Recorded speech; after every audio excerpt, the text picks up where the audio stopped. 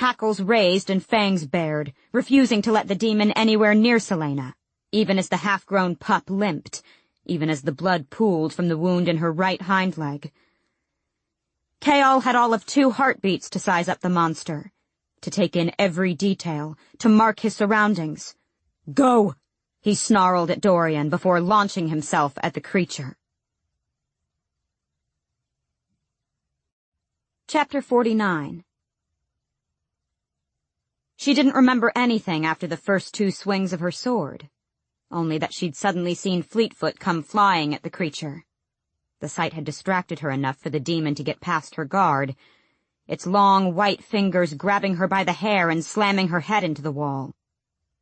Then darkness. She wondered whether she'd died and awoken in hell as she opened her eyes to a pulsing headache, and the sight of Chaol, circling the pale demon, blood dripping from both of them. And then there were cool hands on her head, on her neck, and Dorian crouching in front of her as he said, "Celaena." She struggled to her feet, her head aching even more. She had to help Chaol, had to...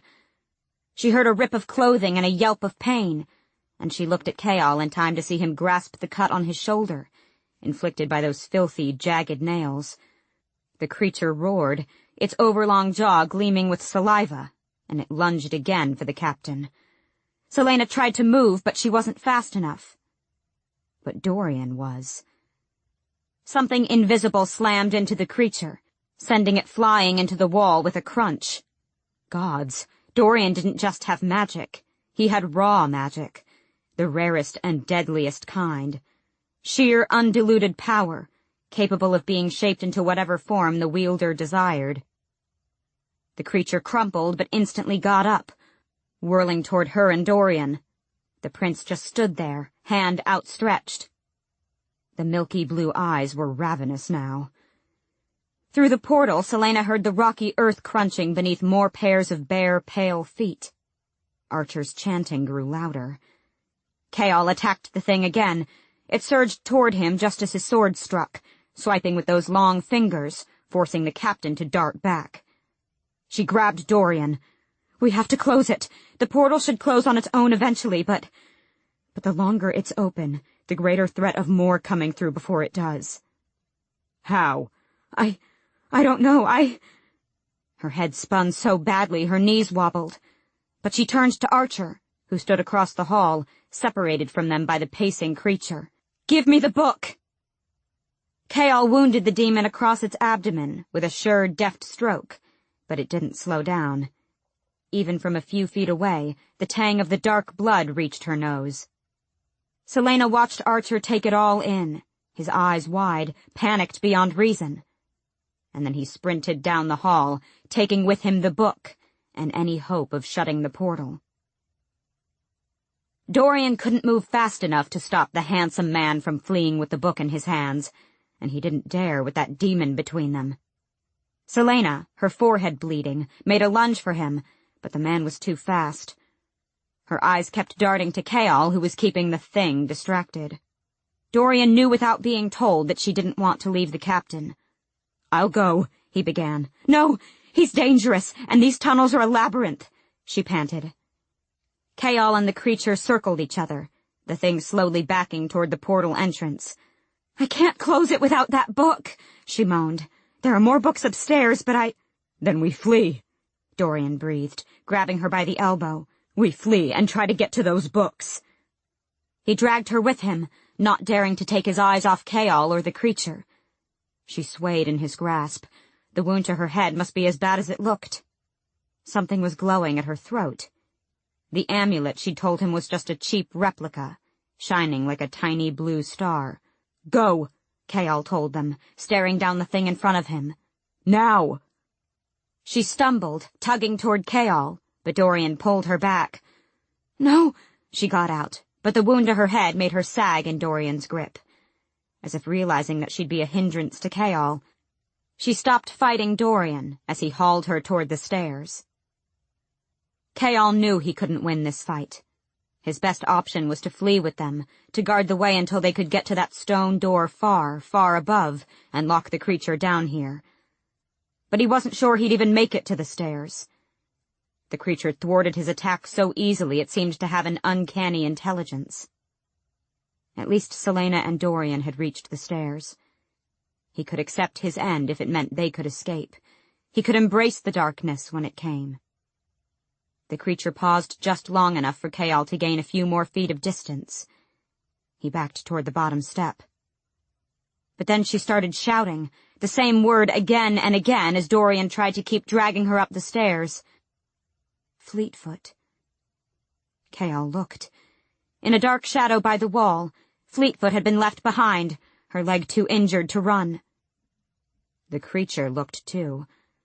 And there was nothing he could do, absolutely nothing, as the creature whirled, grabbed Fleetfoot by her injured hind leg, and dragged her through the portal with it. And there was nothing he could do, he realized, except run.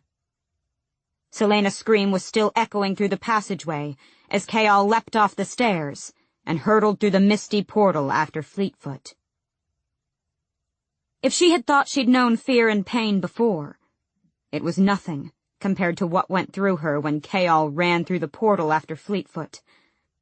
Dorian didn't see her coming as she whirled, slamming his head into the stone wall hard enough that he crumpled to the steps, freeing her from his grip. But she didn't care about Dorian, didn't care about anything except Fleetfoot and Chaol as she sprinted down those few stairs and across the hall. She had to get them out, get them back before the portal shut forever. She was through in a heartbeat.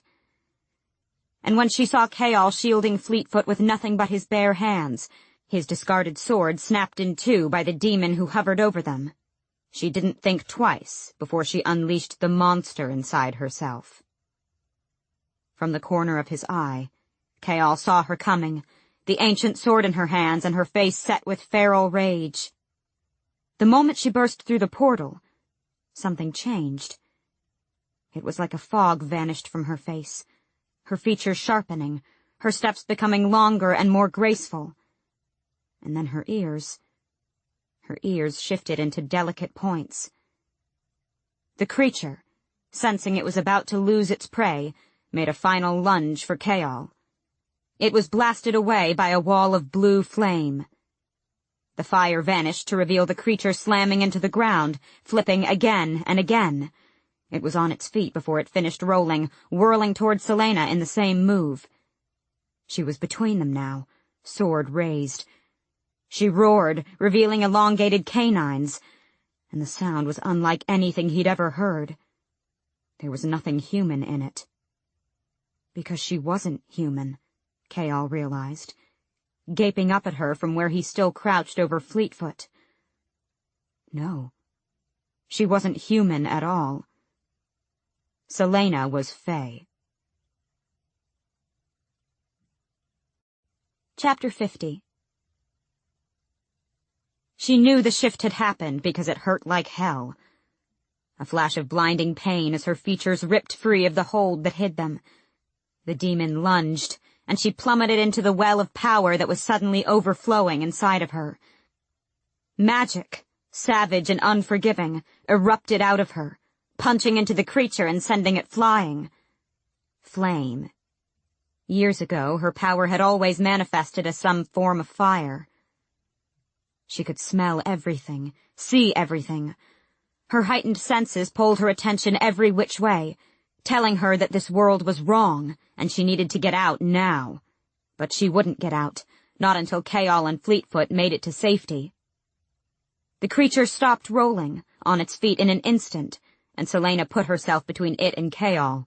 The demon sniffed at her, sinking onto its haunches. She lifted Damaris and bellowed her challenge. From far off in the mist, roars answered. One of them came from the thing in front of her. She looked at Chaol, still crouched over Fleetfoot, and bared her teeth, canines glistening in the gray light. Chaol was staring up at her. She could smell his terror and his awe, smell his blood, so human and ordinary. The magic welled up more and more and more, uncontrollable and ancient and burning. "Run," she snarled, more a plea than a command, because the magic was a living thing, and it wanted out, and she was just as likely to hurt him as she was to hurt the creature, because that portal might close at any moment and seal them here forever. She didn't wait to see what Kayal did. The creature rushed for her, a blur of withered white flesh. She ran toward it, flinging her immortal power like a phantom punch. It shot out in a blue burst of wildfire, but the creature dodged it, and the next blow, and the next. Celaena swung Damaris, and the creature ducked before jumping back a few paces. The roars in the distance were getting closer. Crunching rock sounded behind her, and she knew Kayal was making for the portal. The demon began pacing. Then the crunching stopped. That meant Kayal was in the passageway again. He must have carried Fleetfoot with him. He was safe. Safe. This thing was too smart, too fast, and too strong despite its gangly limbs. And if others were coming, if more got through the portal before it closed... Her magic was building again, the spring deeper now. Celaena gauged the distance between them as she backed toward the portal. She had little control over the power, but she did have a sword. A sacred sword made by the Fae, capable of withstanding magic. A conduit. Not giving herself time to think it through, she threw all her raw power into the golden sword. Its blade glowed red-hot, its edges crackling with lightning. The creature tensed, as if sensing what she was about to do, and she lifted the sword over her head. With a battle cry that shattered through the mists, Celaena plunged Damaris into the earth. The ground cracked toward the demon, a burning web of lines and fissures. And then the ground between them began to collapse, foot by foot, until the creature was sprinting away. Soon there was just a small lip of land surrounding Celaena, backed by the open portal, and an ever-growing chasm before her. She wrenched Damaris from the broken earth. She knew she had to get out, now. But before she could move, before she could get to the portal, the magic rippled, so violently that she sagged to her knees. Pain flashed, and she shifted back into her clumsy, frail, mortal body. And then there were strong hands under her shoulders, hands she knew so well, dragging her back through the portal and into Aurelia, where her magic was snuffed out like a candle. Dorian came to just in time to see Kayal hauling Celaena back through the portal. She was conscious, but was a dead weight in the captain's arms as he dragged her across the ground. Once they were over the border, he dropped her as though she were made of flame, and Celaena lay panting on the stones. What had happened? There had been a land of rock beyond the portal, and now there was nothing but a small ledge and a massive crater. The pale creature was gone. Celaena pushed herself up onto her elbows, her limbs wobbling. Dorian's head ached, but he managed to walk to them. He'd been dragging her one moment, and then she'd knocked him out. Why? "Close it," Kayal was saying to her, his face so white that the blood splattered on it stood out even more starkly. "Close it." "I can't," Celaena breathed. Dorian gripped the wall to keep himself from falling to his knees from the ache in his head. He made it to where they were positioned in front of the portal, Fleetfoot nuzzling Celaena. "They're going to keep coming through," Kayal panted. Something was wrong, Dorian realized. Something was wrong between them. Kayal wasn't touching her, wasn't helping her up. Beyond the crater inside the portal, the roaring was growing louder. No doubt those things would find some way to get through. "I'm drained. I don't have anything left to close this gate." Celaena winced, then lifted her eyes to Dorian's. "But you do." From the corner of her eye, Celaena saw Kayal whirl to face Dorian. She staggered to her feet. Fleetfoot had again put herself between Celaena and the portal, snarling softly.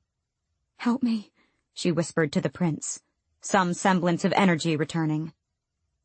Dorian didn't look at Kayal. He stepped forward. "What must I do?" "I need your blood. The rest I can do. At least, I hope I can." Kayal started to object, but Celaena gave him a faint, bitter smile. "Don't worry, only a cut on the arm." Sheathing his sword, Dorian rolled up the sleeve of his shirt and drew a dagger. Blood welled from the cut, quick and bright. Chaol growled, "How did you learn to open a portal?" "I found a book," she said. It was the truth. "I wanted to speak to Nehemia." Silence fell. Pitying, horrifying silence. But then she added, I think I accidentally changed a symbol." She pointed to the word mark she'd smeared, the one that had rearranged itself. "It went to the wrong place, but this might close the door, if we're lucky." What she didn't tell them was that there was a good chance it wouldn't work. But because there were no other books in her rooms, and because Archer had taken The Walking Dead with him, all she had left was that sealing spell she'd used on the door in the library. And there was no way in hell she was going to abandon this open portal, or leave one of them to guard it. The portal would eventually close on its own, but she didn't know when. More of those things could creep through at any time, so she'd try this, because it was her only option. She'd figure out something else if it didn't work. It will work, she told herself. Dorian put a warm, reassuring hand on her back as she dipped her fingers into his blood. She hadn't realized how freezing her hands were until the heat of his blood warmed her fingertips. One by one, she drew the sealing marks over the green glowing symbols. Dorian never let go of her, only stepped even closer when she swayed. Chaol said nothing. Her knees buckled, but she finished covering the symbols with Dorian's blood. A lingering roar echoed through the damned world as the final symbol flared, the mists and rock and ravine fading into black, then into familiar stone. Celaena kept her breathing steady, throwing all her focus into that. If she could keep breathing, she wouldn't fall apart. Dorian lowered his arm and loosed a sigh, finally letting go of her. "Let's go," Chaol ordered, scooping up Fleetfoot, who whined in pain and gave him a warning growl. "I think we all need a drink," Dorian said quietly. "And an explanation." But Celaena looked down the hall, to the stairwell where Archer had fled. Had it only been minutes ago? It had felt like a lifetime. But if it had only been minutes... Her breathing stumbled. She had discovered only one way out of the castle, and she was certain that was where Archer had gone. After what he'd done to Nehemia, after taking the book and abandoning them to that creature, exhaustion was replaced by familiar anger. Anger that burned through everything, just as Archer had destroyed what she loved. Chaol stepped into her path. "Don't you even think—" Panting, she sheathed Damaris. "He's mine!" Before Chaol could grab her, she hurtled down the stairs. Chapter 51. Though Celaena's fey senses were extinguished, she could swear she still smelled Archer's cologne as she moved toward the sewer tunnel, still smelled the blood on him. He had destroyed everything. He'd had Nehemia assassinated, had manipulated them both, had used Nehemia's death to drive a wedge between her and Chaol, all in the name of power and revenge.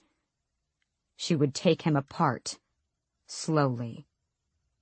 "I know what you are," he'd said. She didn't know what Arobynn had told him about her heritage, but Archer had no idea what sort of darkness lurked inside her, or what sort of monster she was willing to become in order to make things right. Ahead of her, she could hear muffled curses and banging against metal.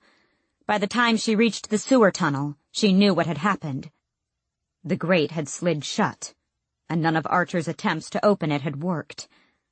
Perhaps the gods did listen sometimes. Celaena smiled, drawing both of her daggers. She walked through the archway, but the passage was empty on either side of the small river. She stepped farther onto the walkway, peering into the water, wondering if he'd tried to swim deep enough to go under the grate. She sensed him a heartbeat before he attacked from behind. She met his sword with both her daggers raised over her head, darting back to give herself enough time to assess. Archer had trained with the assassins, and from the way he wielded his blade, coming after her again and again, She knew he'd kept up those lessons. She was exhausted. Archer was at full strength, and his blows made her arms quake. He swiped for her throat, but she ducked, slicing for his side. Swift as lightning, he leapt to avoid her gutting him. "I killed her for our sake," Archer panted as she scanned for any weakness, any opening. "She would have ruined us. And now that you can open portals without the keys, think of what we could do. Think, Celaena. Her death was a worthy sacrifice to keep her from destroying the cause. We must rise up against the king." She lunged, feinting left, but he caught the attack. She growled, "I would rather live in his shadow than in a world where men like you rule. And when I'm done with you, I'm going to find all your friends and return the favor." "They don't know anything. They don't know what I know," he said, dancing past all her attacks with maddening ease. "Nehemia was hiding something else about you. She didn't want you involved, and I thought it was just because she didn't want to share you with us. But now I wonder why, exactly. What more did she know?" Celaena laughed softly. "You're a fool if you think I'll help you." "Oh, once my men start working on you, you'll soon change your mind. Rourke Farron was a client of mine, before he was killed, that is. You remember Farron, don't you? He had a special love for pain. He told me that torturing Sam Cortland was the most fun he ever had." She could hardly see through the bloodlust that seized her in that moment, hardly remember her own name. Archer feinted toward the river to get her to return to the wall, where she would impale herself on his blade. But Celaena knew that move too. Knew it because she herself had taught it to him all those years ago.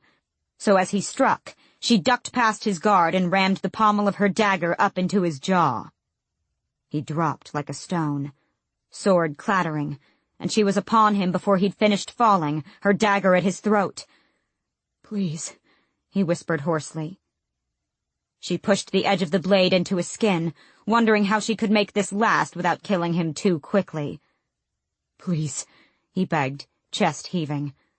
"I'm doing it for our freedom. Our freedom. We're on the same side in the end." One flick of the wrist, and she could slit his throat. Or she could disable him the way she'd disabled Grave. She could give him the injuries Grave had given Nehemia.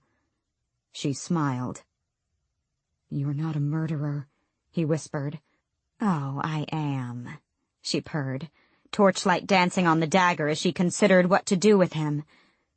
"Nehemia wouldn't want this. She wouldn't want you to do this." And though she knew she shouldn't listen, the word struck home. Don't let that light go out. The darkness that thrived in her soul had no light left. No light, save for a kernel, a faint flicker that grew smaller by the day. Wherever she was now, Nehemia knew how small the flame had become. Don't let that light go out. Celaena felt the tension go out of her body, but she kept her dagger on Archer's throat until she was on her feet. "You're leaving Rifthold tonight," she told him. "You and all of your friends." "Thank you," Archer breathed, standing. "If I find out you're still in the city at dawn," she said, putting her back to him as she stalked toward the tunnel stairs, "I'll kill you." Enough. It was enough. "Thank you," Archer said again. She kept walking, listening for any sign of him moving to attack her back. "I knew you were a good woman," he said. Celaena halted, turned. There was a hint of triumph in his eyes. He thought he'd won, manipulated her again.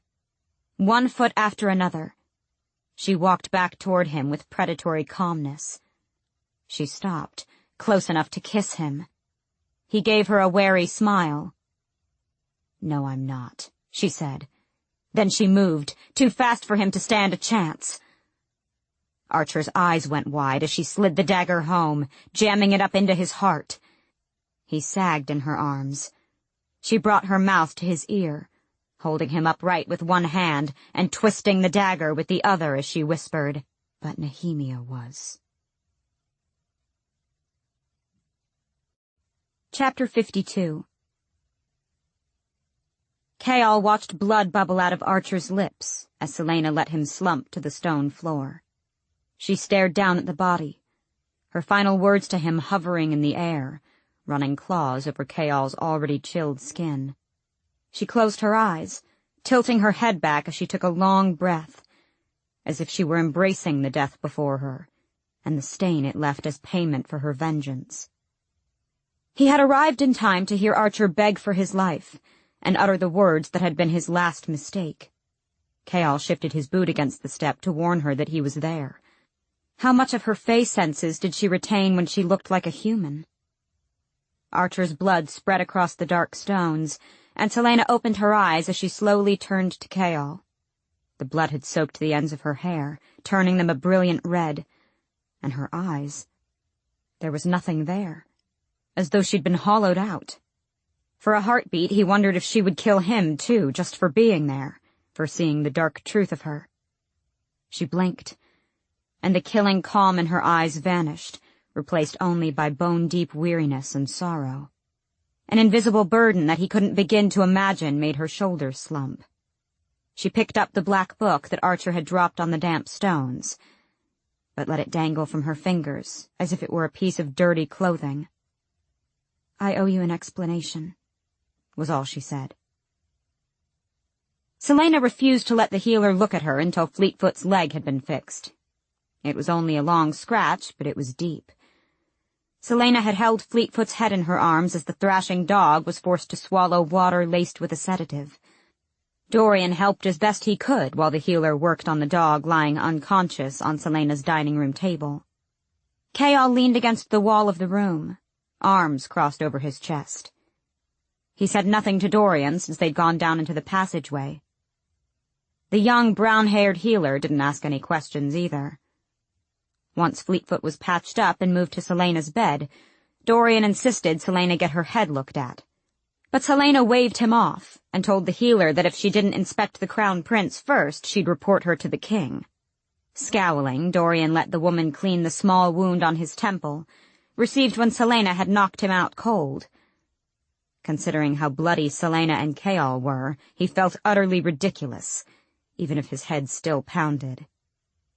The healer finished with him, giving him a timid, slightly concerned smile. And when it was time to decide who should be looked at next, the glaring contest between Chaol and Celaena was one for the ages.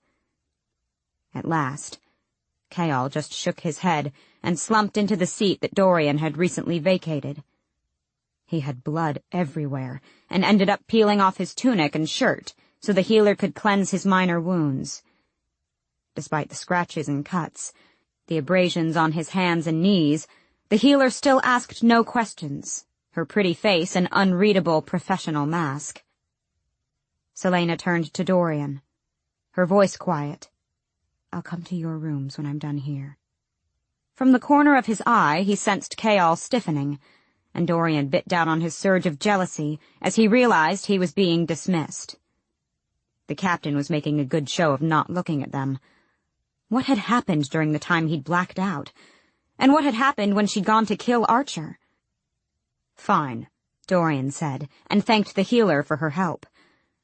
At least he now had time to piece himself together, to sort through all that had happened in the last few hours, and to plan how to explain his magic to Chaol. But even as he walked out of the dining room, part of him realized that his magic, that he, was the least of their concerns. Because even from that first day in Endovier, this had always been about them. Celaena didn't need a healer to look at her head. When the magic had taken her over, it had somehow healed everything. All that was left of her wounds now were bloodstains and torn clothing. And exhaustion. Utter exhaustion. "I'm taking a bath," she told Chaol, who still sat shirtless under the healer's ministrations. She needed to wash Archer's blood off her. She shucked off her clothing and bathed, scrubbing herself until her skin hurt, washing her hair twice. When she emerged, she slipped into a clean tunic and pants, and just as she finished combing out her dripping hair, Kaol walked into her bedroom and sat at the chair before her desk. The healer gone, he'd put his shirt back on, and she could see the white bandages peeking through the rips in the dark cloth. Celaena checked on Fleetfoot, who was still unconscious on the bed, and then walked to the balcony doors. She studied the night sky for a long moment, seeking out a familiar constellation. The stag, the Lord of the North. She took a long breath. "My great-grandmother was Fae," she said. "And even though my mother couldn't switch into an animal form the way the Fae can, I somehow inherited the ability to shift between my Fae form and my human form." "And you can't shift any more?" She looked over her shoulder at him. "When magic stopped 10 years ago, I lost my ability. It's what saved my life, I think. As a child, when I was scared or upset or had tantrums, I couldn't control the shift. I was learning to master it, but I would have given myself away at some point." "But in that other world, you could—" She turned to face him, seeing the haunted gleam in his eyes. "Yes. In that world, magic, or something like it, still exists. And it is just as awful and overwhelming as I remembered." She eased onto the edge of her bed, the distance between them feeling like leagues. "I had no control over it, over the shift, or the magic, or myself. I was as likely to hurt you as I was to hurt that creature." She closed her eyes, her hands shaking a bit. "So you did open a portal to another world. How?" "All those books I've been reading on the word marks. They had spells to open temporary portals." And then she explained about finding the passage on Sam Hewen, and the tomb, and Elena's command to become the champion, and what Cain had been doing and how she had killed him, and how tonight she had wanted to open a portal to see Nehemia. She left out the word keys, the king, and what she suspected he might be doing with Caltaine and Roland. When she finished, Kaol said, "I would say you're insane, except I have the blood of that creature on me, and went into that world myself." "If anyone knew, not just about the spells to open portals, but about what I am," she said wearily, "you understand that I would be executed." His eyes flashed. "I'm not going to tell anyone. I swear it." She bit her lip, nodding, and walked back to the window. "Archer told me that he was the one who had Nehemia assassinated, because she was a threat to his control over the group. He posed as Councilman Mullison and hired Grave. He kidnapped you to lure me away. He planted that anonymous threat against her life, too, because he wanted me to blame you for her death." Kaol swore, but she kept gazing out the window, kept looking at that constellation. "But even though I know you're not responsible," she said softly, "I still—" She found his face full of anguish. "You still can't trust me," he finished. She nodded. In this, she knew Archer had won, and hated him for it. "When I look at you," she whispered, "all I want to do is touch you. But what happened that night, I don't know if I can ever forget it." The deepest cut on his cheek had scabbed, and she knew it would scar. "For my part, I am sorry for what I did to you." He stood, wincing at his wounds, and walked over to her. "We both made mistakes," he said in that voice that made her heart stumble. She found the nerve to turn to him, gazing up into his face. "How can you still look at me like that when you know what I truly am?" His fingers grazed her cheeks, warming her chilled skin. "Fae, assassin, no matter what you are, Don't!" She stepped back. "Don't say it." She couldn't give him everything again. Not now. It wouldn't be fair to either of them. Even if she ever learned to forgive him for picking the king over Nehemia, her journey to find the word keys would require her to go far away, to a place where she would never ask him to follow. "I need to prepare Archer's body to present to the king," she got out. Before he could say anything else, she picked up Damaris from where she'd dropped it by the door, and vanished into the passage. She waited until she was deep inside before she let the tears start flowing. Kaol stared at where she had gone, and wondered if he should follow her into that ancient darkness. But he thought of all that she'd told him, all the secrets she'd revealed, and knew he needed time to comprehend it all. He could tell that she had left out information. She'd only told him the vaguest details, and then there was the matter of her Fae heritage. He'd never heard of anyone inheriting their powers in such a throwback way, but then again, no one spoke of the Fae nowadays. It explained how she knew the ancient dirges. With a gentle pat on Fleetfoot's head, he left the room. The halls were empty and silent. And Dorian, she had acted like Dorian had some power too. There had been the moment when the creature was blasted away by an invisible wall. But it was impossible for Dorian to have power. How could he, when Celaena's own magic had disappeared as soon as she returned to this world? Celaena was Fae, and heir to a power she couldn't control, even if she couldn't shift, if anyone ever discovered what she was. It explained why she was so terrified of the king, why she never said anything about where she'd come from or what she'd been through. And living here, this was the most dangerous place for her, or any Fae, to be. If someone found out what she was, they could use that information against her, or have her killed. And there would be nothing he could do to save her. No lie he could tell, no strings he could pull. How long before someone else went digging into her past? How long before someone decided to go right to Arobin Hamel and torture him for the truth? Kayal's feet knew where he was going long before he'd made the choice, formed the plan. Minutes later, he found himself knocking on a wooden door. His father's eyes were bleary with sleep, and they narrowed as they saw him. "Do you know what time it is?" He didn't, and he didn't care. Kayal shouldered his way into the room and shut the door, scanning the dimness for any other people. "I have a favor to ask you.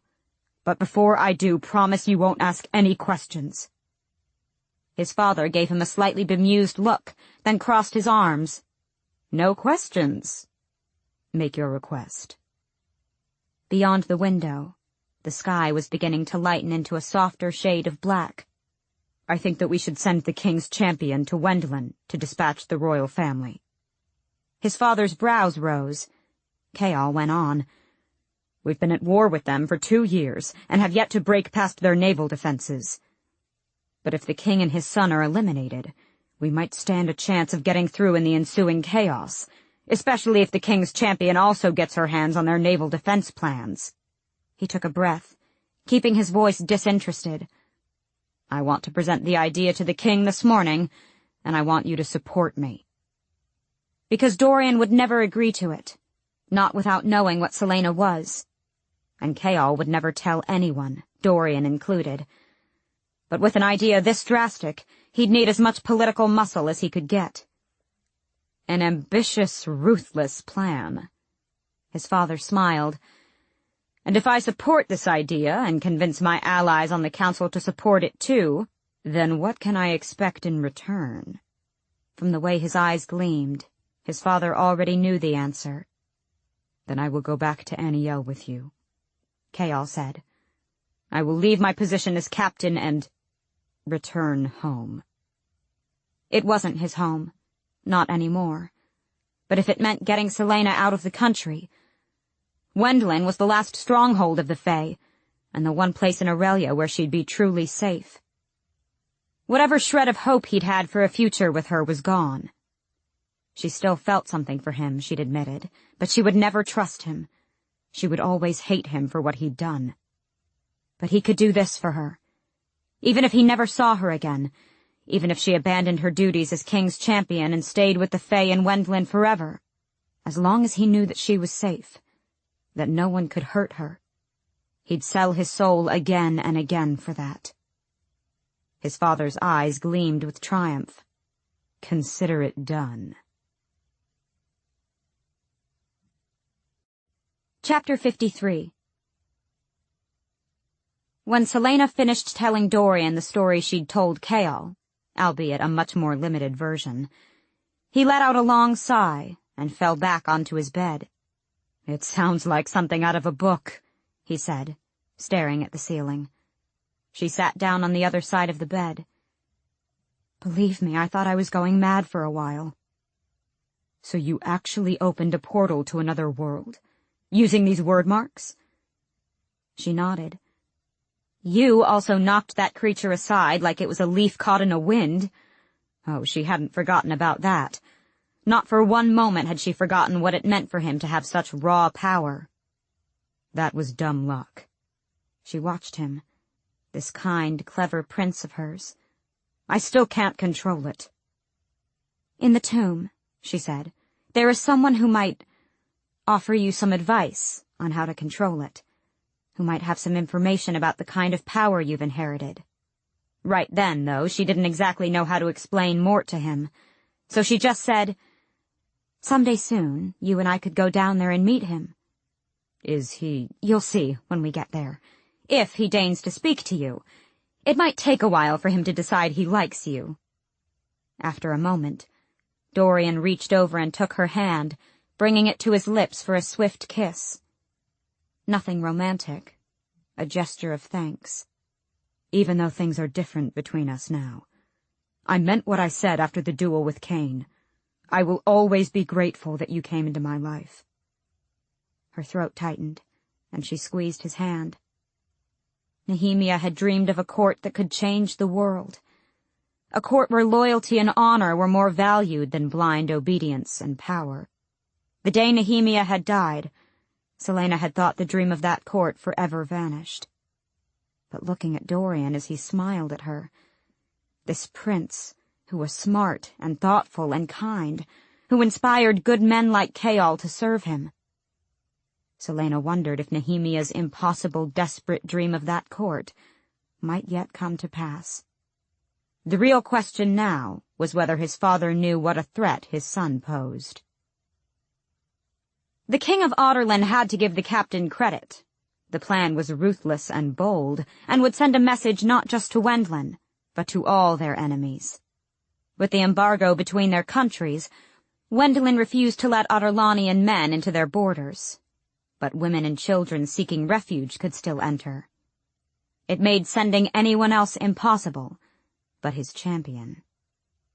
The king looked down his council table, where the captain was waiting for his decision. Westfall's father and 4 others had immediately supported the idea. Another bit of unexpected cunning from the captain. He'd brought allies to this meeting. Dorian, however, was watching the captain with barely concealed surprise. Clearly, Westfall hadn't thought Dorian would support his decision. If only Westfall had been his heir instead. His warrior's mind was sharp, and he didn't balk from doing what needed to be done. The prince had yet to learn that kind of ruthlessness. Getting the assassin away from his son would be an unexpected benefit. He trusted the girl to do his dirty work, but he didn't want her around Dorian. She'd brought Archer Finn's head to him this morning, not a day later than she'd promised him, and explained what she'd discovered. That Archer had been responsible for Nehemia's assassination due to their mutual involvement in that traitorous society. He wasn't surprised that Nehemia was involved. But what would the assassin have to say about this journey? "Summon my champion," he said. In the ensuing silence, the council members murmured to each other, and his son tried to catch Westfall's eye, but the captain avoided looking at the prince. The king smiled slightly, twisting the black ring on his finger. A pity Parrington wasn't here to see this. He was off dealing with the slave uprising in Calaculla, news of which had been kept so secret that even the messengers had forfeited their lives.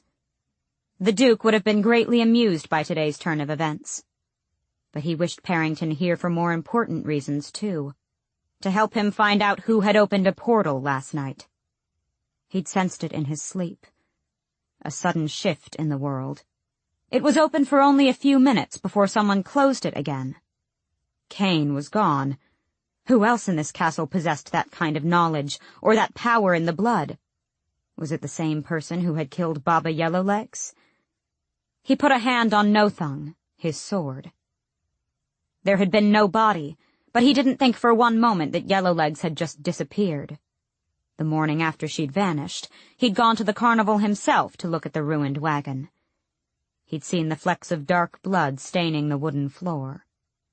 Yellowlegs had been a queen among her people, one of the 3 brutal factions that had destroyed the Kraken family 500 years ago. They'd relished erasing much of the wisdom of the Kraken women who had ruled justly for 1,000 years. He'd invited the carnival here to meet with her, to purchase a few of her mirrors, and learn what remained of the Iron Teeth alliance that had once been strong enough to rip apart the Witch Kingdom.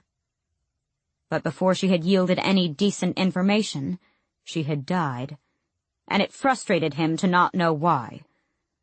Her blood had been spilled at his castle. Others might come to demand answers and retribution. If they came, he would be ready. Because in the shadows of the Farian Gap, he'd been breeding new mounts for his gathering armies, and his wyverns still needed riders. The doors to the council room opened. The assassin walked in, shoulders thrown back in that insufferable way of hers. She coolly took in the details of the room before stopping a few feet away from the table and bowing low. "Your Majesty summoned me?" She kept her eyes averted, as she usually did, except for that delightful day when she'd come in and practically flayed Mullison alive. Part of him wished he didn't now have to free the sniveling councilman from the dungeons. "Your companion, Captain Westfall, has come up with a rather unusual idea," the king said, and waved a hand at Kaol. "Why don't you explain, Captain?" The captain twisted in his chair, then rose to his feet to face her. "I have suggested that we send you to Wendlin to dispatch the king and his heir. While you are there, you will also seize their naval and military defense plans, so that once the country is in chaos, we will be able to navigate their impenetrable barrier reefs and take the country for ourselves." The assassin looked at him for a long moment, and the king noticed that his son had gone very, very still. Then she smiled, a cruel, twisted thing. It would be an honor to serve the crown in such a way. He had never learned anything about the mark that had glowed on her head during the duel. The word mark was impossible to decipher. It either meant nameless or unnamed, or something akin to anonymous. But gods blessed or not, from the wicked grin on her face, the king knew she'd enjoy this task. "Perhaps we'll have some fun with it," the king mused. "Wendlin is having their solstice ball in a few months. What a message it would send if the king and his son were to meet their end right under the noses of their own court, on their day of triumph." Though the captain shifted on his feet at the sudden change of plans, the assassin smiled at him again, dark glee written all over her. What hellhole had she come from to find delight in such things? "A brilliant idea, Your Majesty." "It's done, then," the king said, and they all looked at him. "You'll leave tomorrow." "But," his son interrupted, "surely she needs some time to study Wendlin, to learn its ways, and—" "It's a 2-week journey by sea," he said, "and then she'll need time to infiltrate the castle in time for the ball. She can take whatever materials she needs and study them on board." Her brows had lifted slightly, but she just bowed her head. The captain was still standing, stiffer than usual, and his son was glaring at him and at the captain, so angry that he wondered whether he'd snap. But the king wasn't particularly interested in their petty dramas, not when this brilliant plan had arisen. He'd have to send riders immediately to the Farian Gap and the Dead Islands, and have General Narok ready his legion. He didn't mean to make mistakes with this one chance in Wendlin.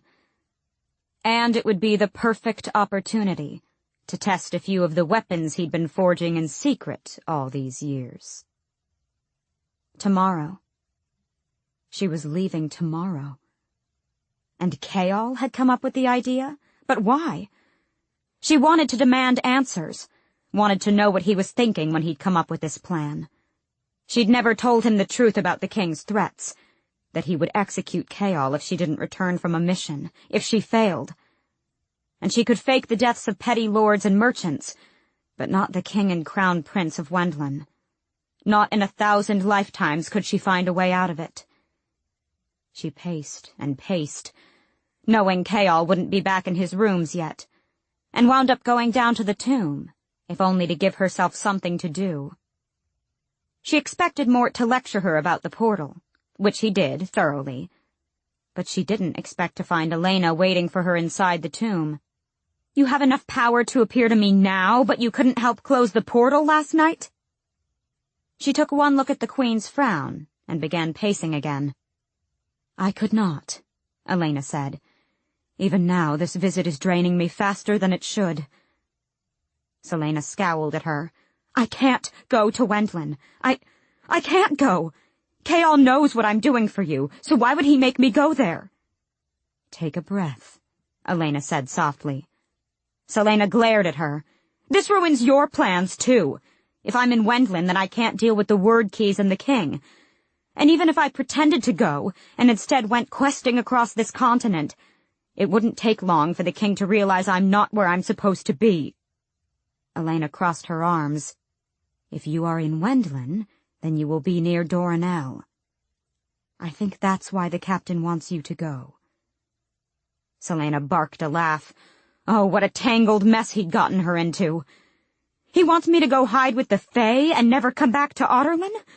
That's not going to happen.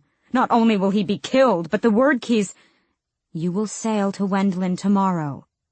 Elena's eyes glowed bright.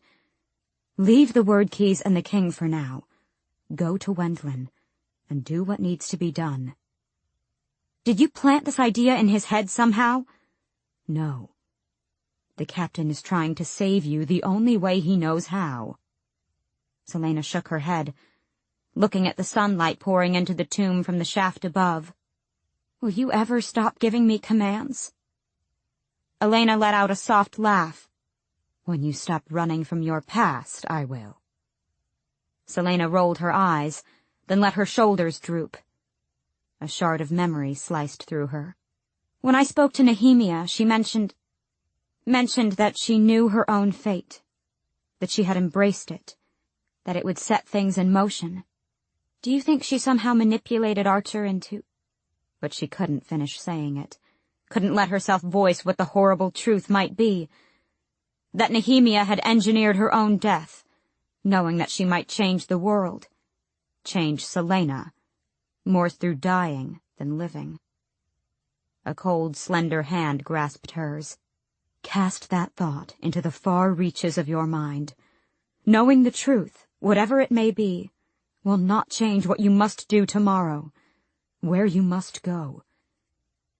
And even though Celaena knew the truth in that moment, knew it just from Elena's refusal to answer at all, she did as the Queen commanded.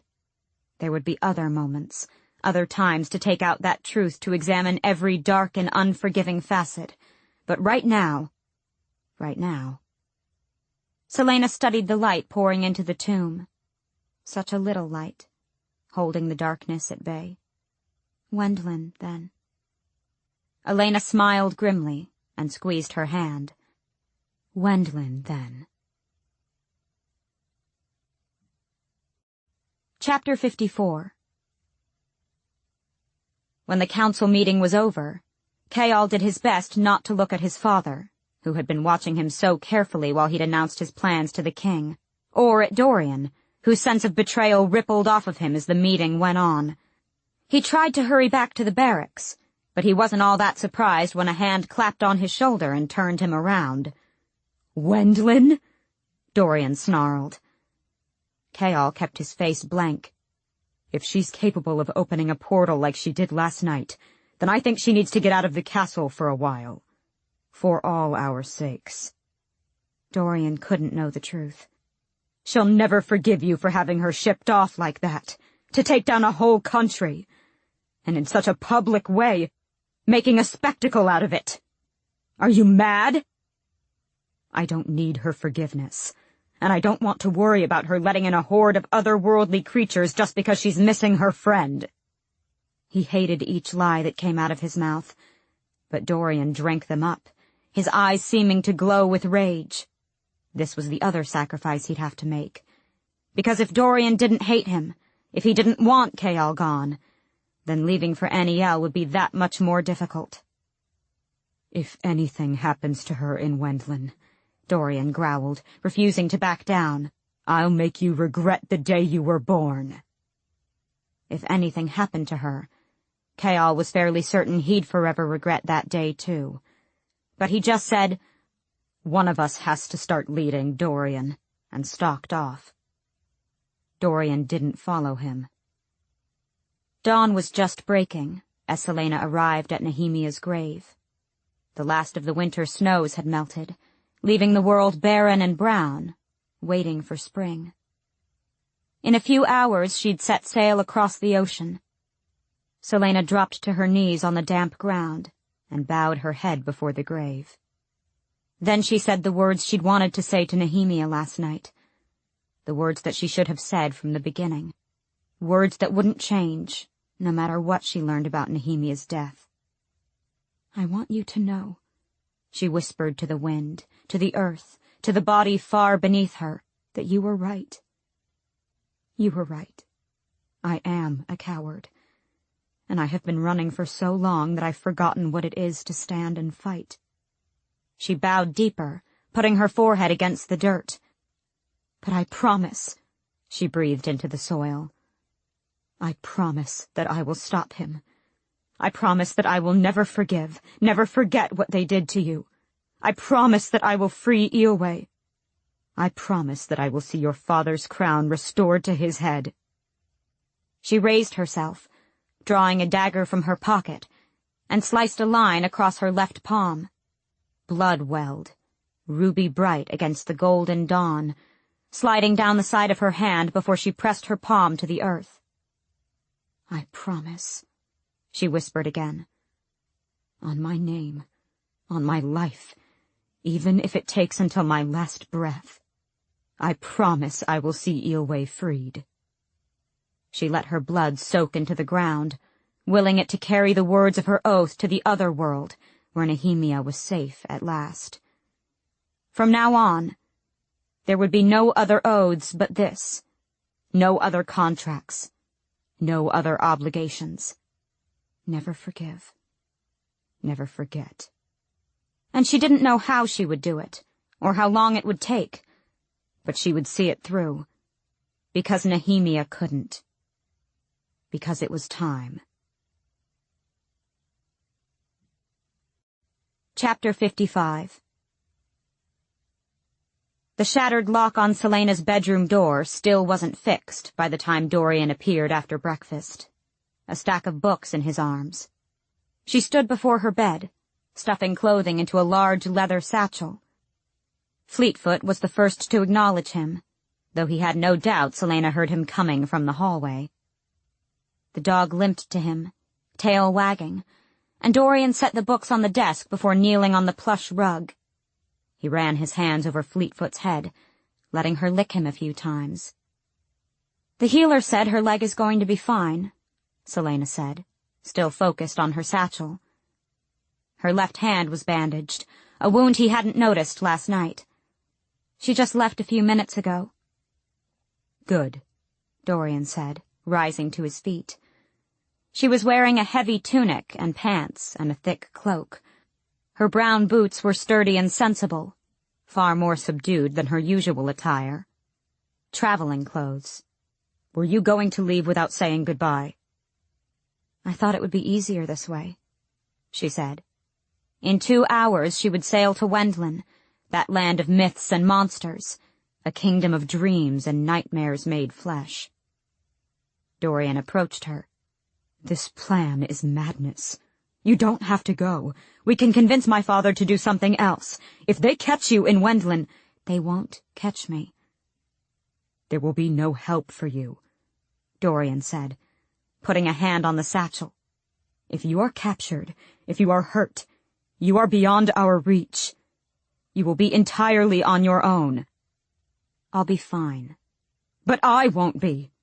Every day that you're there, I will wonder what has become of you. I won't forget you. Not for 1 hour." Her throat bobbed, the only sign of emotion she allowed to show, and she looked toward her dog, watching them from the rug. "Will you—" He watched her swallow again before meeting his gaze. The gold in her eyes glowed in the morning sun. "Will you look after her while I'm gone?" He took her hand, squeezing. "As if she's one of my own. I'll even let her sleep in the bed." She gave him a small smile, and he had a feeling that any greater sign of emotion would shatter her self-control. He waved a hand to the books he'd brought. "I hope you don't mind, but I need a place to store these, and your rooms might be safer than mine." She glanced at the desk, but, to his relief, didn't go to it. The books he'd brought would only lead to more questions. Genealogies, royal chronicles, anything on how and why he might have magic. "Of course," was all she said. "I think the Walking Dead is still floating around here anyway. Maybe it'll be glad to have company." He might have smiled had it not been eerily true. "I'll leave you to your packing. I have a council meeting at the same time your ship departs," he said, fighting the ache in his chest. It was a lie, and a bad one. But he didn't want to be at the docks, not when he knew someone else would be there to see her off. "So, I suppose this is goodbye." He didn't know whether he was allowed to embrace her anymore, so he stuffed his hands into his pockets and gave her a smile. "Take care of yourself." A faint nod. They were friends now, and he knew that the physical boundaries between them had been altered, but... He turned away, rather than let her see the disappointment he knew was all too clear on his face. He took all of 2 steps toward the door before she spoke, the words soft and strained. "Thank you for all that you have done for me, Dorian. Thank you for being my friend, for not being like the others." He paused, turning to face her. She kept her chin high, but her eyes were gleaming. "I'll come back," she said quietly. "I'll come back for you." And he knew that there was more that she wasn't saying, some bigger meaning behind those words. But Dorian still believed her. The docks were crowded with sailors and slaves and workers, loading and unloading cargo. The day was warm and breezy, the first hint of spring in the air, and the sky was cloudless. A good day for sailing. Celaena stood before the ship that would carry her through the first leg of the journey. It would sail to a prearranged location, where a ship from Wendlin would meet it to take aboard refugees fleeing the shadow of Otterland's empire. Most of the women traveling on her ship were already below decks. She shifted the fingers of her bandaged left hand, wincing at the dull pain radiating outward from her palm. She had hardly slept that night, holding Fleetfoot close to her instead. Saying goodbye an hour ago had been like ripping out a piece of her heart, but the dog's leg was still too injured for her to risk the journey to Wendlin. She hadn't wanted to see Chaol, hadn't bothered saying goodbye, because she had so many questions for him that it was easier not to ask at all. Hadn't he known what an impossible trap he was setting for her now? The ship captain bellowed a 5-minute departure warning. The sailors started scrambling, doubling their efforts to prepare to leave the harbor and set out down the Avery, and then into the great ocean itself. To Wendlin. She swallowed hard. "Do what needs to be done," Elena had told her. Did that mean actually killing the royal family of Wendlin, or something else? A salty breeze ruffled her hair, and she stepped forward. But someone emerged from the shadows of the buildings lining the docks. "Wait," Chaol said. Celaena froze as he walked to her, and didn't move even when she found herself looking up into his face. "Do you understand why I did this?" he asked softly. She nodded, but said, "I have to return here." "No," he said, his eyes flashing. "You, listen." She had 5 minutes. She couldn't explain it to him now, couldn't explain that the king would kill him if she didn't return. That knowledge could be fatal to him. Even if he ran away, the king had threatened Nehemia's family, too. But she knew that Chaol was trying to protect her, and she couldn't leave him wholly ignorant. Because if she did die in Wendlin, if something happened to her, Listen carefully to what I am about to tell you." His brows rose, but she didn't give herself a moment to reconsider, to second-guess her decision. As succinctly as she could, she told him about the word keys. She told him about the word gates and about Baba Yellowlegs. She told him about the papers she'd stashed down in the tomb, the riddle with the locations of the 3 word keys. And then she told him that she knew the king had at least one, and that there was a dead creature sealed beneath the library, and that he should never open the door to the catacombs, never, and that Roland and Caltaine might be part of some bigger, deadlier plan. And when that horrible truth had been revealed, she unfastened the eye of Elena from her neck and folded it into his palm. "Never take it off. It will protect you from harm." He was shaking his head, his face deathly pale. "Celaena, I don't care if you go looking for the keys, but someone has to know about them. Someone other than me. All the proof is in the tomb." Chaol grabbed her hand with his free one. "Celaena, listen," she repeated. "If you hadn't convinced the king to send me away, we could have figured them out together. But now—" "2 minutes," the sea captain shouted. Chaol was just staring at her, such grief and fear in his eyes that speech failed her. And then she did the most reckless thing she'd ever done in her life. She stood on her toes and whispered the words into his ear. The words that would make him understand why it was so important to her, and what it meant when she said she would return. And he would hate her forever for it, once he understood. "What does that mean?" he demanded. She smiled sadly. "You'll figure it out. And when you do—" She shook her head, knowing she shouldn't say it, but doing it anyway. "When you do, I want you to remember that it wouldn't have made any difference to me. It's never made any difference to me when it came to you. I'd still pick you. I'll always pick you. Please, please just tell me what that means." But there was no time, so she shook her head and stepped back. Chaol took 1 step toward her, though. 1 step. Then he said, "I love you." She strangled the sob that built in her throat.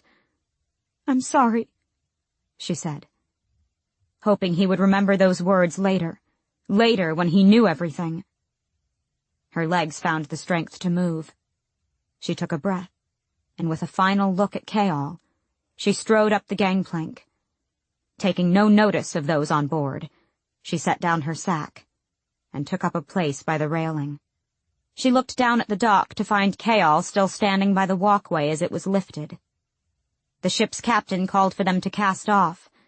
Sailors scurried, ropes were untied, tossed and tied again, and the ship lurched. Her hands clasped the railing so hard they hurt. The ship began moving, and Chaol, the man she hated and loved so much that she could hardly think around him, just stood there, watching her go. The current grabbed the ship, and the city began to diminish. The ocean breeze soon caressed her neck, but she never stopped staring at Chaol. She stared toward him until the glass castle was a sparkling speck in the distance. She stared toward him until there was only gleaming ocean around her. She stared toward him until the sun dropped beyond the horizon, and a smattering of stars hung overhead. It was only when her eyelids drooped and she swayed on her feet that Celaena stopped staring toward Chaol. The smell of salt filled her nostrils, so different from the salt of Endovier, and a spirited wind whipped through her hair. With a hiss through her teeth, Celaena Sardathian turned her back on Otterlin and sailed toward Wendlin. Chapter 56. Chaol didn't understand what she'd told him, the words she'd whispered in his ear. It was a date, not even a year attached to it, a month and a day, a date that had passed weeks and weeks ago. It was the day that Celaena had left the city, the day she had snapped at Endovier a year before, the day her parents had died. He stayed on the docks long after the ship was out of the harbor, watching its sails become smaller and smaller as he mulled over the date again and again. Why had she told him everything about those word keys, but made this hint so obscure?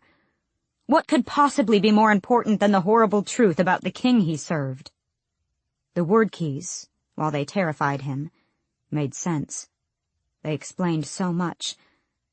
The king's great power, his journeys that ended with the whole party mysteriously dying, how Kane had become so strong. Even that time Chaol had looked at Parrington and seen his eyes darken so strangely. But when she'd told him, had she known what kind of choice she'd left him? And what could he possibly do about it from Anielle? Unless he could find a way out of the vow he'd made. He'd never said when he would go to Anielle. He could think about that tomorrow. For now. When Chaol returned to the castle, he went to her rooms, sorting through the contents of her desk. But there was nothing about that date. He checked the will she'd written, but that had been signed several days after. The silence and emptiness of her chambers threatened to swallow him whole, and he was about to leave when he spotted the stack of books half hidden in the shadows of her desk. Genealogies and countless royal chronicles. When had she brought these books here? He hadn't seen them the other night. Was it somehow another clue? Standing before his desk, he pulled out the royal chronicles, all from the past 18 years, and started back, one by one. Nothing. Then came the chronicle from 10 years ago. It was thicker than all the rest, as it should be given the events that had happened that year. But when he saw what was written about the date she had given, everything froze. This morning, King Orlan Galathinius, his nephew and heir Ro Galathinius, and Ro's wife Evelyn, were found assassinated. Orlan was murdered in his bed at the royal palace in Orinth, and Ro and Evelyn were found dead in their beds at their country estate along the river Florine. There is no word yet about the fate of Ro and Evelyn's daughter, Aelin. Chaol grabbed for the first genealogy book, the one on the bloodlines of the royal houses of Otterlin and Terrasen. Was Celaena trying to tell him she knew the truth about what had happened that night? That she might know where the lost Princess Aelin was hiding? That she had been there when this all happened? He flipped through the pages, scanning the genealogies he had already read. But then he remembered something about the name Evelyn Ashriver. Ashriver. Evelyn had come from Wendlin, had been a princess of the king's court. Hands shaking, he yanked out a book containing Wendlin's royal family tree. On the last page, Aelin Ashriver Galathinius's name was written at the bottom, and above it, her mother Evelyn's. But the family tree traced only the female line. The female, not the male, because 2 spots above Evelyn's name were written Mab, Aelin's great-grandmother. She was one of the 3 Fae sister queens, Maeve, Mora, and Mab. Mab, the youngest, the fairest, who, when she died, had been made into a goddess, known to them now as Deanna, Lady of the Hunt. The memory hit him like a brick to the face. That Yulemas morning, when Celaena had looked so uncomfortable to be receiving the golden arrow of Deanna, the arrow of Mab. And Chaol counted down the family tree, one after one, until my great-grandmother was Fae. Chaol had to brace a hand against the desk. No, it couldn't be. He turned back to the chronicle still lying open, and turned to the next day. Aelin Galathinius, heir to the throne of Terrasen, died today, or sometime in the night. Before help could reach her deceased parents' estate, the assassin who had missed her the night before returned. Her body has still not been found, though some believe it was thrown into the river behind her parents' house. She'd once said that Arobin had found her half dead and frozen, on a riverbank. He was just jumping to conclusions. Maybe she merely wanted him to know that she still cared about Terrasen, or there was a poem scribbled at the top of the Ashriver family tree. as though some student had dashed it down as a reminder while studying. Ash River eyes, the fairest eyes from legends old, of brightest blue, ringed with gold. Bright blue eyes ringed with gold. A strangled cry came out of him. How many times had he looked into those eyes? How many times had he seen her avert her gaze, that one bit of proof she couldn't hide, from the king? Celaena Sardothian wasn't in league with Aelin Ashriver Galathinius. Celaena Sardothian was Aelin Ashriver Galathinius, heir to the throne and rightful queen of Terrasen. Celaena was Aelin Galathinius, the greatest living threat to Adarlan, the one person who could raise an army capable of standing against the king. Now she was also the one person who knew the secret source of the king's power, and who sought a way to destroy it. And he had just sent her into the arms of her strongest potential allies, to the homeland of her mother, the kingdom of her cousin, and the domain of her aunt, Queen Maeve of the Fae. Celaena was the lost queen of Terrasen. Chaol sank to his knees. This book is over, but the story continues. Keep listening after the credits to hear the beginning of Heir of Fire, Throne of Glass, Book 3. Book 3 in the Throne of Glass series free. This has been an Audible Inc. production of Crown of Midnight, written by Sarah J. Maas, narrated by Elizabeth Evans. Producer Mike Charzik. Copyright 2013 by Sarah J. Maas. Production copyright 2013 by Audible Inc. And now a free preview of Heir of Fire, Throne of Glass, Book 3. Book 3 in the Throne of Glass series. Chapter 1. Gods, it was boiling in this useless excuse for a kingdom. Or maybe it felt that way because Celaena Sardothian had been lounging on the lip of the terracotta roof since mid-morning, an arm flung over her eyes, slowly baking in the sun like the loaves of flatbread the city's poorest citizens left on their windowsills, because they couldn't afford brick ovens. And gods, she was sick of flatbread.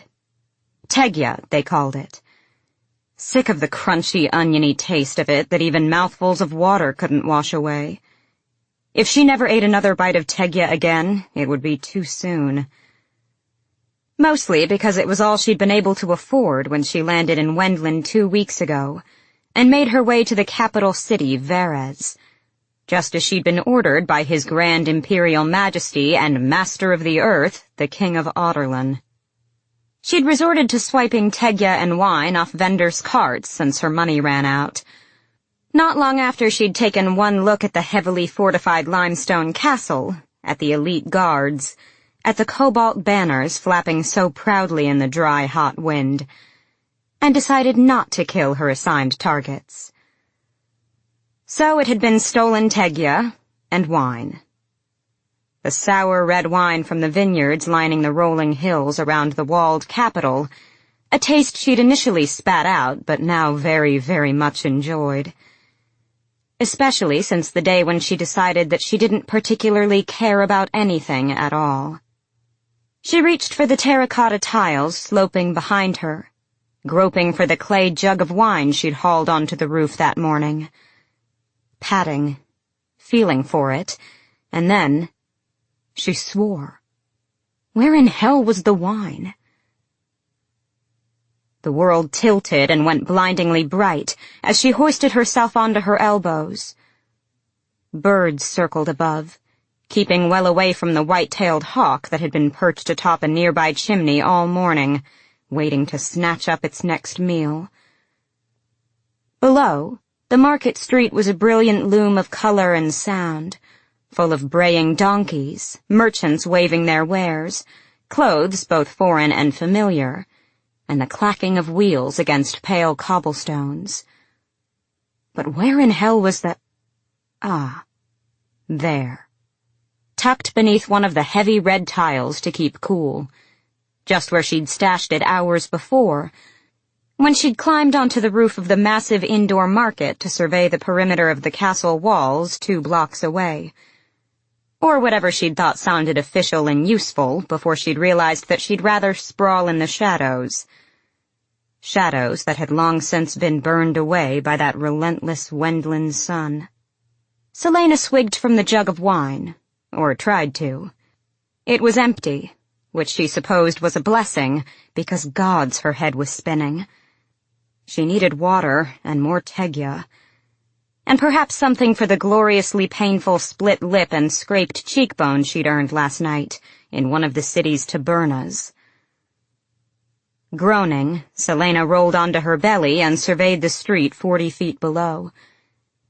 She knew the guards patrolling it by now, had marked their faces and weapons, just as she had with the guards atop the high castle walls. She'd memorized their rotations and how they opened the 3 massive gates that led into the castle. It seemed that the Ash Rivers and their ancestors took safety very, very seriously.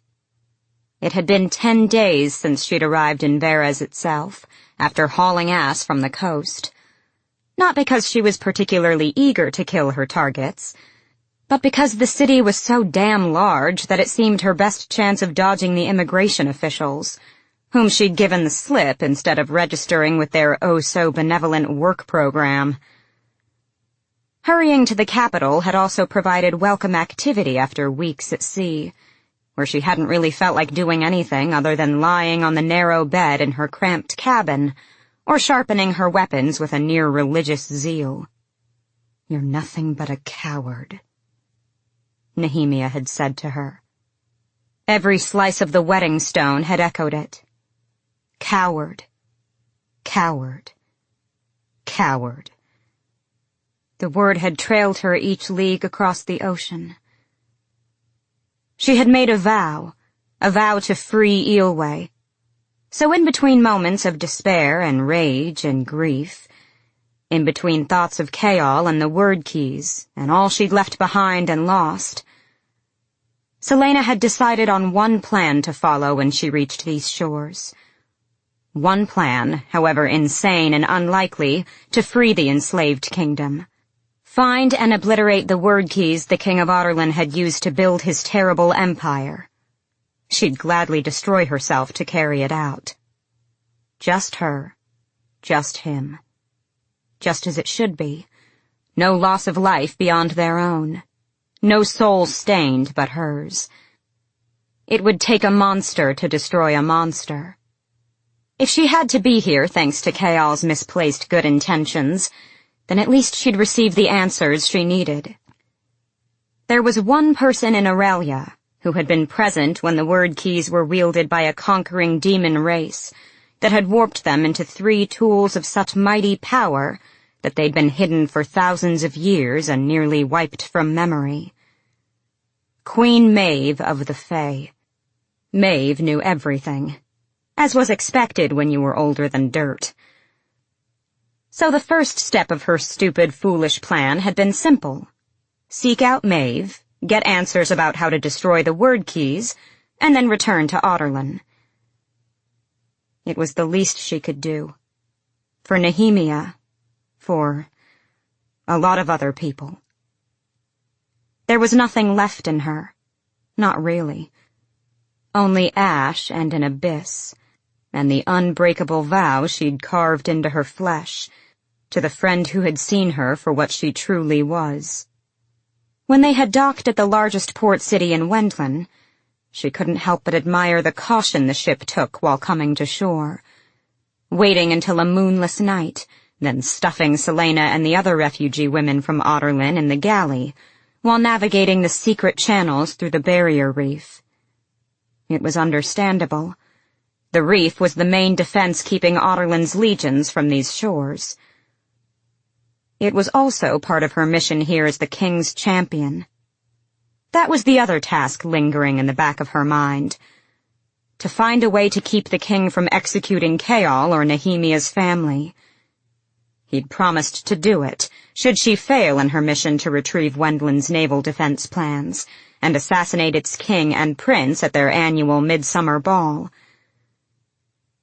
But she'd shoved all those thoughts aside when they'd docked, and the refugee women had been herded ashore for processing by the port's officials.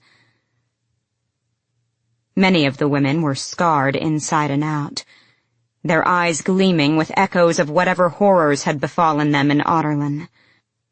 So even after she'd vanished from the ship during the chaos of docking, she'd lingered on a nearby rooftop while the women were escorted into a building to find homes and employment. Yet Wendlin's officials could later bring them to a quiet part of the city and do whatever they wanted. Sell them, hurt them. They were refugees, unwanted and without any rights, without any voice. But she hadn't lingered merely from paranoia. No, Nehemia would have remained to ensure they were safe. Realizing that, Celaena had wound up on the road to the capital as soon as she was certain the women were all right. Learning how to infiltrate the castle was merely something to occupy her time, while she decided how to execute the first steps of her plan, while she tried to stop thinking about Nehemia. It had all been fine and easy. Hiding in the little woods and barns along the way, she passed like a shadow through the countryside. Wendlin. A land of myths and monsters, of legends and nightmares made flesh. The kingdom itself was a spread of warm, rocky sand and thick forest, growing ever greener as hills rolled inland and sharpened into towering peaks. The coast and the land around the capital were dry, as if the sun had baked all but the hardiest vegetation. Vastly different from the soggy, frozen empire she'd left behind. A land of plenty, of opportunity, where men didn't just take what they wanted, where no doors were locked and people smiled at you in the streets. But she didn't particularly care if someone did or didn't smile at her. No. As the days wore on, she found it suddenly very difficult to bring herself to care about anything at all. Whatever determination, whatever rage, whatever anything she'd felt upon leaving Otterlin, had ebbed away, devoured by the nothingness that now gnawed at her. It was 4 days before Celaena spotted the massive capital city built across the foothills. Verres, the city where her mother had been born, the vibrant heart of the kingdom.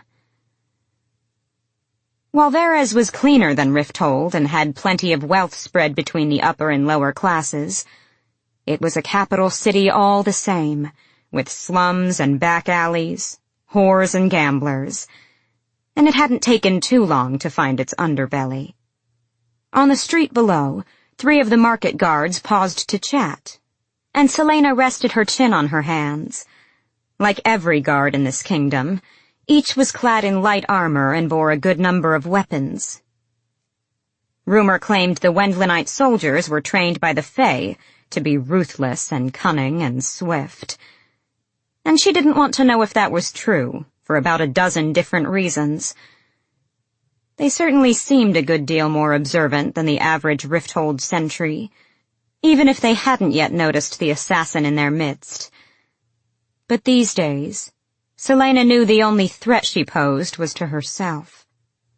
Even baking in the sun each day, even washing up whenever she could in one of the city's many fountain squares, she could still feel Archer Finn's blood soaking her skin, into her hair. Even with the constant noise and rhythm of Verres, she could still hear Archer's groan as she gutted him in that tunnel beneath the castle.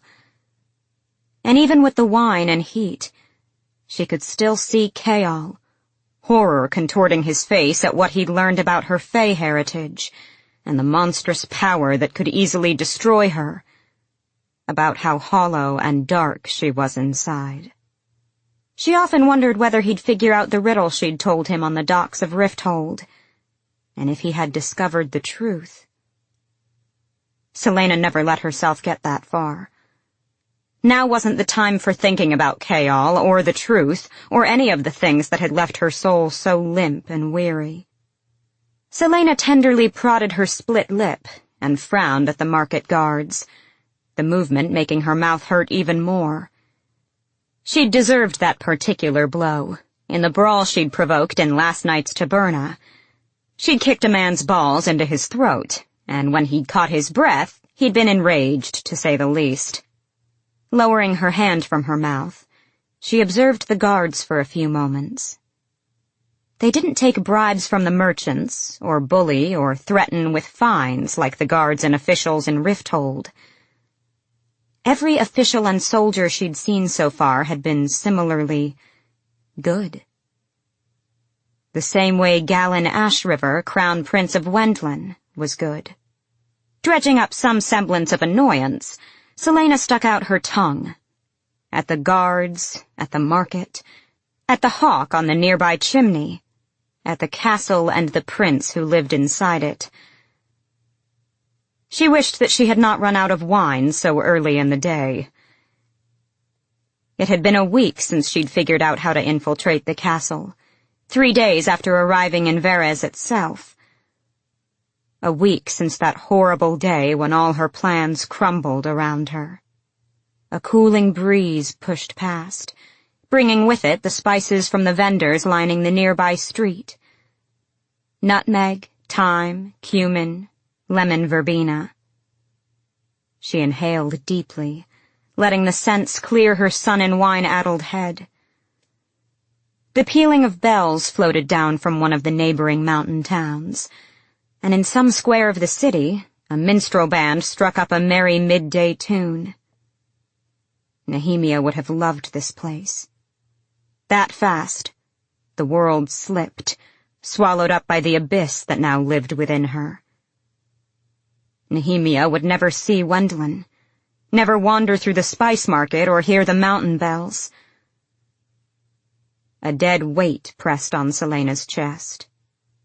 It had seemed like such a perfect plan when she'd arrived in Verres. In the hours she'd spent figuring out the royal castle's defenses, she'd debated how she'd find Maeve to learn about the keys. It had all been going smoothly, flawlessly, until that God's damned day when she'd noted how the guards left a hole in their defense in the southern wall every afternoon at 2 o'clock, and grasped how the gate mechanism operated. Until Galen Ashriver had come riding out through those gates, in full view of where she'd been perched on the roof of a nobleman's house. It hadn't been the sight of him, with his olive skin and dark hair, that had stopped her dead. It hadn't been the fact that, even from a distance, she could see his turquoise eyes. Her eyes, the reason she usually wore a hood in the streets.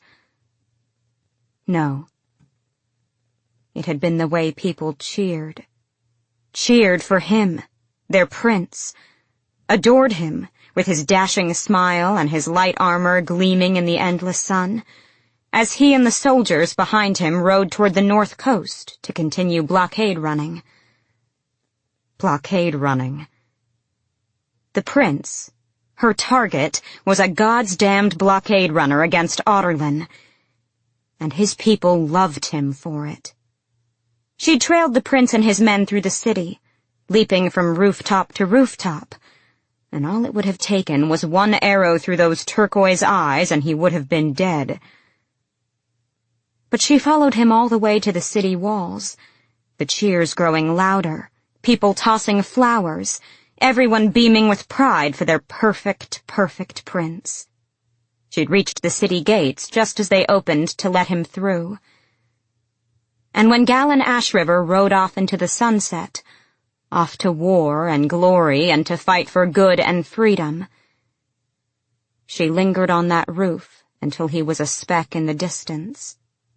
Then she had walked into the nearest taberna and gotten into the bloodiest, most brutal brawl she'd ever provoked, until the city guard was called in, and she vanished moments before everyone was tossed into the stocks. And then she had decided, as her nose bled down the front of her shirt and she spat blood onto the cobblestones, that she wasn't going to do anything. There was no point to her plans. Nehemia and Galen would have led the world to freedom, and Nehemia should have been breathing. Together, the prince and princess could have defeated the king of Adarlan. But Nehemia was dead.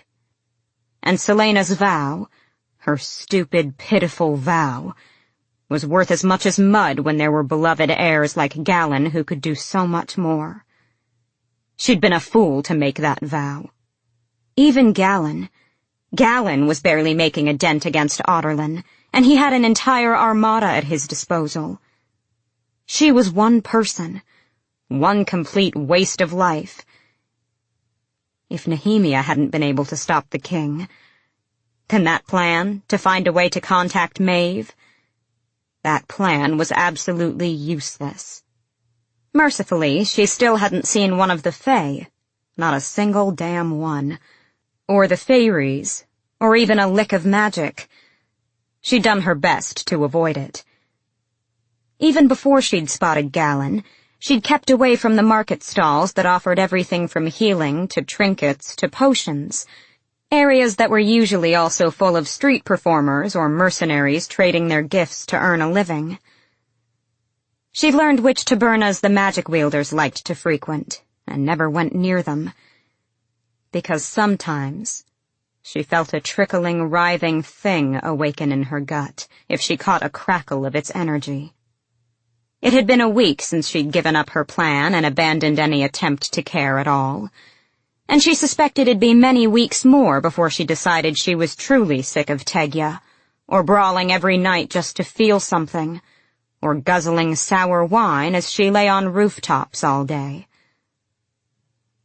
But her throat was parched, and her stomach was grumbling, so Celaena slowly peeled herself off the edge of the roof. Slowly, not because of those vigilant guards, but rather because her head was well and truly spinning. She didn't trust herself to care enough to prevent a tumble. She glared at the thin scar stretching across her palm as she shimmied down the drain pipe and into the alley off the market street. It was now nothing more than a reminder of the pathetic promise she'd made at Nehemia's half-frozen grave over a month ago, and of everything and everyone else she'd failed. Just like her amethyst ring, which she'd gambled away every night and won back before sunrise. Despite all that had happened, and Kaal's role in Nehemia's death, even after she'd destroyed what was between them, she hadn't been able to forfeit his ring. She'd lost it thrice now in card games, only to get it back, by whatever means necessary. A dagger poised to slip between the ribs usually did a good deal more convincing than actual words. Celaena supposed it was a miracle she'd made it down to the alley, where the shadows momentarily blinded her. She braced a hand on the cool stone wall, letting her eyes adjust, willing her head to stop spinning. A mess. She was a God's damned mess. She wondered when she'd bother to stop being one. The tang and reek of the woman hit Celaena before she saw her. Then wide, yellowed eyes were in her face, and a pair of withered, cracked lips parted to hiss, "Slattern, don't let me catch you in front of my door again." Celaena pulled back, blinking at the vagrant woman, and at her door, which was just an alcove in the wall, crammed with rubbish and what had to be sacks of the woman's belongings. The woman herself was hunched, her hair unwashed and teeth a ruin of stumps. Celaena blinked again, the woman's face coming into focus. Furious, half-mad, and filthy. Celaena held up her hands, backing away a step, then another. "Sorry." The woman spat a wad of phlegm onto the cobblestones an inch from Celaena's dusty boots. Failing to muster the energy to be disgusted or furious, Celaena would have walked away, had she not glimpsed herself as she raised her dull gaze from the glob. Dirty clothes, stained and dusty and torn. Not to mention she smelled atrocious, and this vagrant woman had mistaken her for a fellow vagrant. competing for space on the streets. Well, wasn't that just wonderful? An all-time low even for her. Perhaps it'd be funny one day if she bothered to remember it. She couldn't recall the last time she'd laughed. At least she could take some comfort in knowing that it couldn't get worse. But then, a deep male voice chuckled from the shadows behind her. We hope you enjoyed this free preview of Heir of Fire, Throne of Glass, Book 3. Book 3 in the Throne of Glass series. To keep the story going, get the complete book today. Audible hopes you have enjoyed this program.